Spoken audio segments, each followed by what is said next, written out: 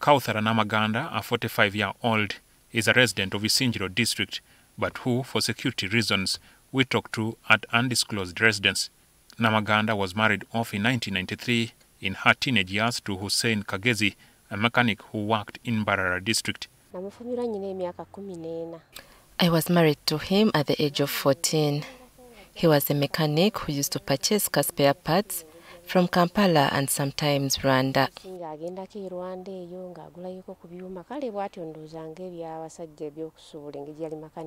Unfortunately, Namaganda and Kagezi lived together as husband and wife for about 2 years before they were separated and sent off in circumstances that ended up with Kagezi getting killed.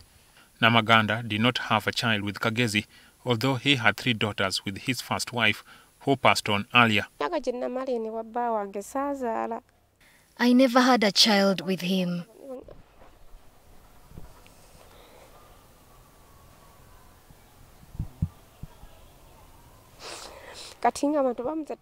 So people would ask whether he chased me over failure to produce. It is in the year 1995 that Kagezi relocated to what should have been Rwanda with the hope of earning handsome money, only to realize he had been lured into a death hole. He woke up one day and told me that he was transferring the business to Rwanda. Of course, he took decisions about how he runs his business, so I had no reason to stop him. A few months down the road, Namaganda narrates that her then 9-year-old stepdaughter, Juliana Kagezi, one of the 3 sad by Kagezi, was picked up by one Issa Habibu Nsubuga, apparently on Kagezi's instruction.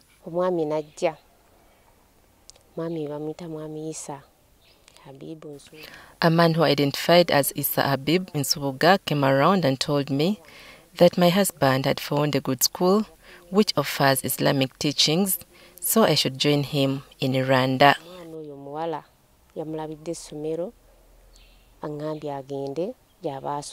Fortunately, 2 of Kagezi's daughters, Juliana Kagezi and Joy Kagezi, lived at the time with their grandparents in Masaka, which situation turned out to be of critical importance in saving them from the unfortunate ordeal that befell the family.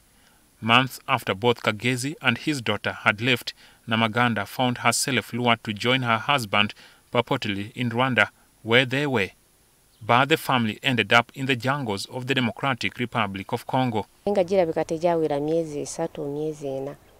About 3 to 4 months later, Issa returned and told me that my husband had asked that I join him since he was so busy and did not have the time to take care of the child. I was pleased by the news since I used to be bored at home.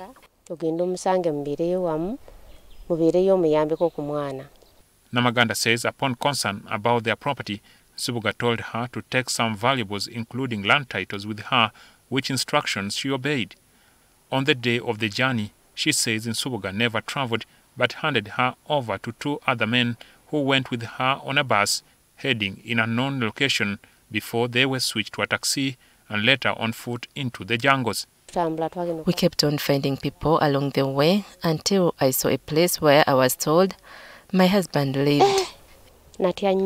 I was terrified. Namaganda came across her husband in the jungles after 3 days.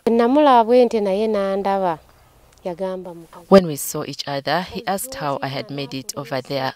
I had never seen him that tough. I told him that my presence there is because he had told Issa that he needed me. He cried out, questioning why Issa was doing that to him, now that he had dumped them there.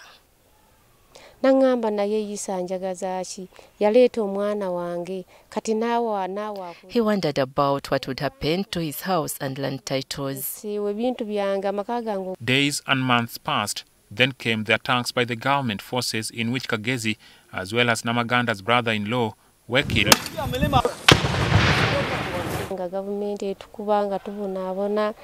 We were being hit. We suffered with nothing to eat. I was later told that my husband was killed. When the attacks intensified in 2001 and their suffering increased, Namaganda recalled that the women who wanted to return were allowed to leave. They were given transport money to facilitate their journey back, with Namaganda's final destination being in Sinjiro.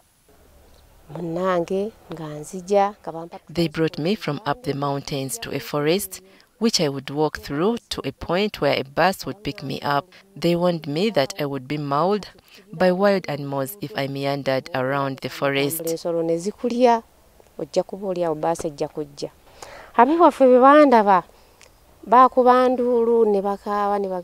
My relatives were overwhelmed to see me.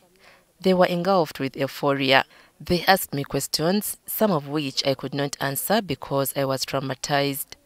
My husband was killed there, and the whereabouts of our daughter remained unknown because some of them were in the areas of Bundibujo.